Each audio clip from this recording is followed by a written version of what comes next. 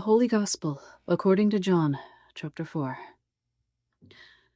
Now when Jesus learned that the Pharisees had heard that Jesus was making and baptizing more disciples than John, although Jesus himself was not baptizing, but his disciples were, he left Judea and departed again for Galilee.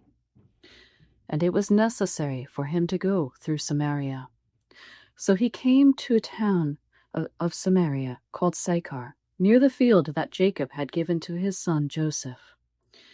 Jacob's well was there. So Jesus, wearied as he was from his journey, was sitting beside the well. It was about noon. A woman from Samaria came to draw water. Jesus said to her, "Give me a drink." For his disciples had gone away into the city to buy food. The Samaritan woman said to him, "How is it that you, a person of Judah, ask for a drink from me, a woman of Samaria? For the people of Judah have no dealings with Samaritans." Jesus answered her, "If you knew the gift of God, and who it is that is saying to you, 'Give me a drink,' you would have asked him, and he would have given you living water." The woman said to him, "Sir, you have nothing to draw water with, and the well is deep. From where do you get living water? Are you greater than our father Jacob? He gave us the well and drank from it himself, as did his sons and his livestock." Jesus said to her, "Everyone who drinks of this water will be thirsty again, but whoever drinks of the water that I will give him will never be thirsty again. The water that I will give him will become in him a spring of water welling up to eternal life." The woman said to him, "Sir, give me this water so that I will not be thirsty or have to come here to draw water." Jesus said to her, "Go, call your husband and come back here." The woman answered him, "I have no husband." Jesus said to her, "You are right in saying, 'I have no husband,' for you have had 5 husbands, and the one you now have is not your husband. What you have said is true."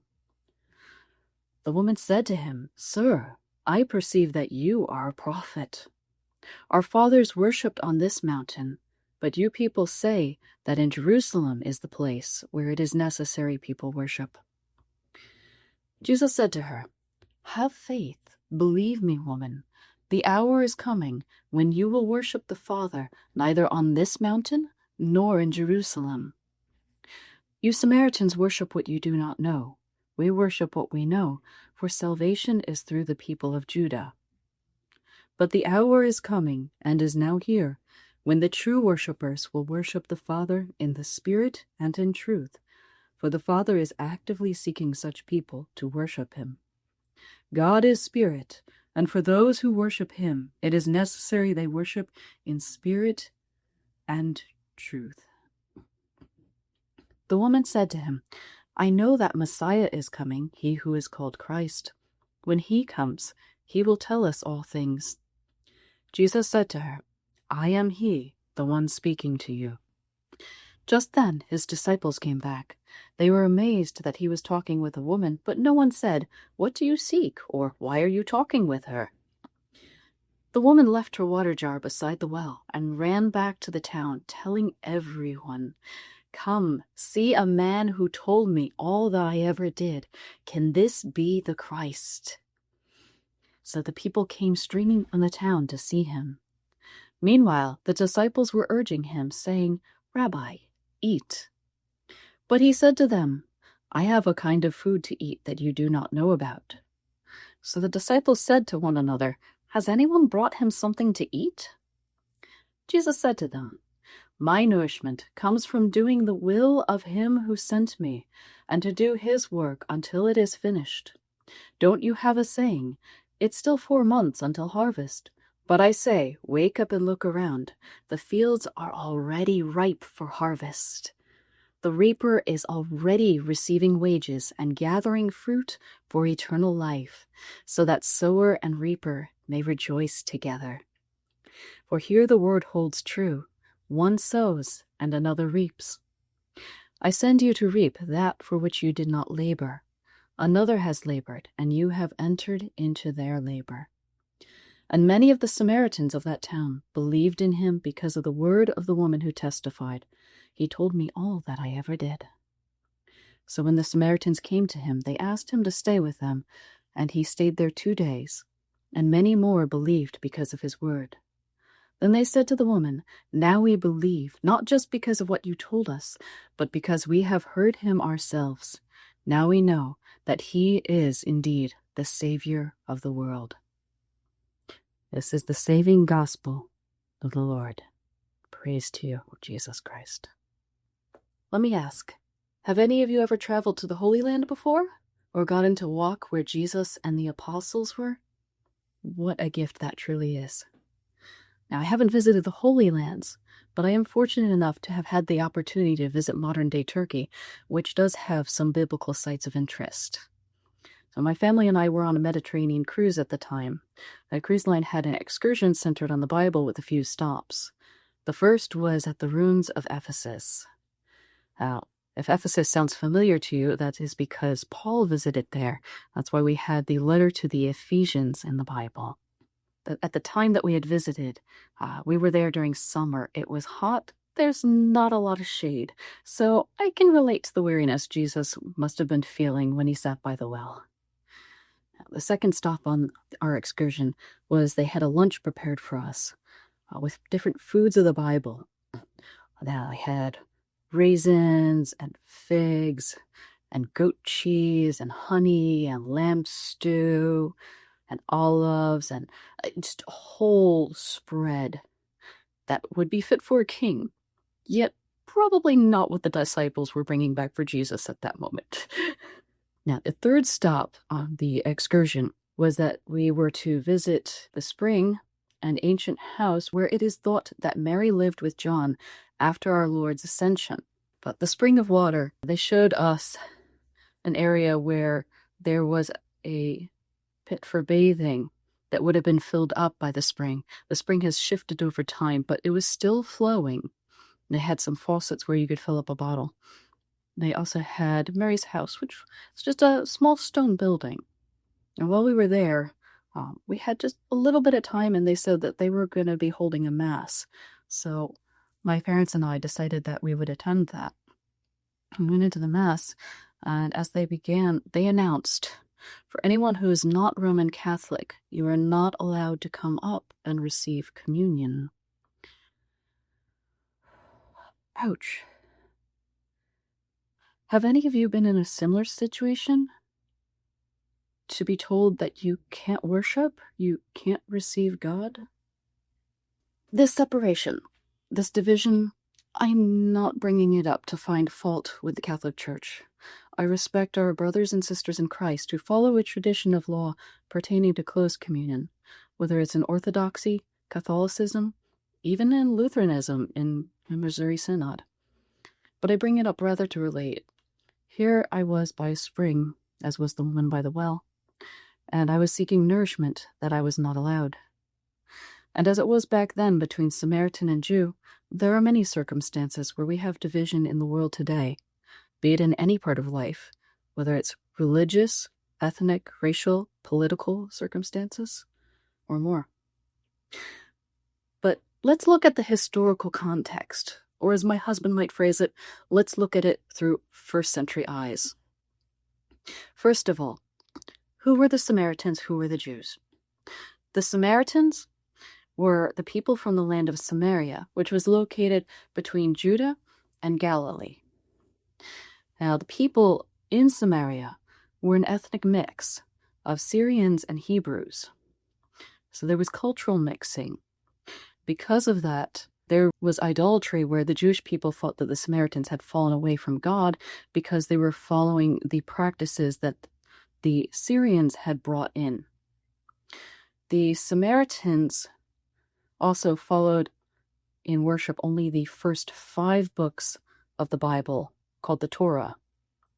And so they felt that Mount Gerizim, where Jacob built the altar, was where they were supposed to go worship.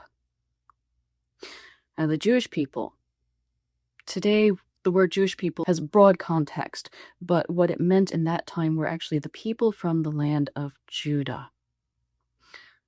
So this would be the region just south of Samaria. Now, the people of Judah followed worship in the traditions of reading the books of the Torah, the Psalms, and the prophets. And because they follow the prophets and later books of the Bible, they held to the Davidic line and the establishment of the temple in Jerusalem. Therefore, they felt that Jerusalem was the one place to worship. As Carson states in his Pillar New Testament commentary, both Samaritans and Jews recognized that God had commanded their forefathers to seek the place the Lord your God would choose from among all their tribes to put his name there for his dwelling. But they drew conflicting conclusions from this authorization. Now, for this specific setting, we can go even further based on contextual clues. We can say that even among Samaritans, this woman was an outcast. The time of day is noon. Historically, the woman would go to the well in the morning before the heat of the day. We can also note she is alone, in an age where it was more dangerous to travel by yourself. And speaking of the well is the dating site of the day, your Match.com, if you will. It may point to why she goes alone, given her history with 5 husbands. Maybe she wasn't allowed to mingle with the other woman. Maybe they just had, decided they didn't want her around. So, what a surprise it was to have Jesus speak to her. Scandalous even. And might I add too, what a surprise it is when Jesus comes to speak to us. Because we all are outcasts. Going back to Eden, when we first turned away from God and from each other. But Jesus comes to heal division, all division. He comes in grace to call us back to him and to each other. So, why at the well? This is an important symbol pointing to reconciliation in Christ. He is offering living water after all. Where do we have water with the promise of life here in the church? In baptism. Likewise, we are baptized into one family in Christ.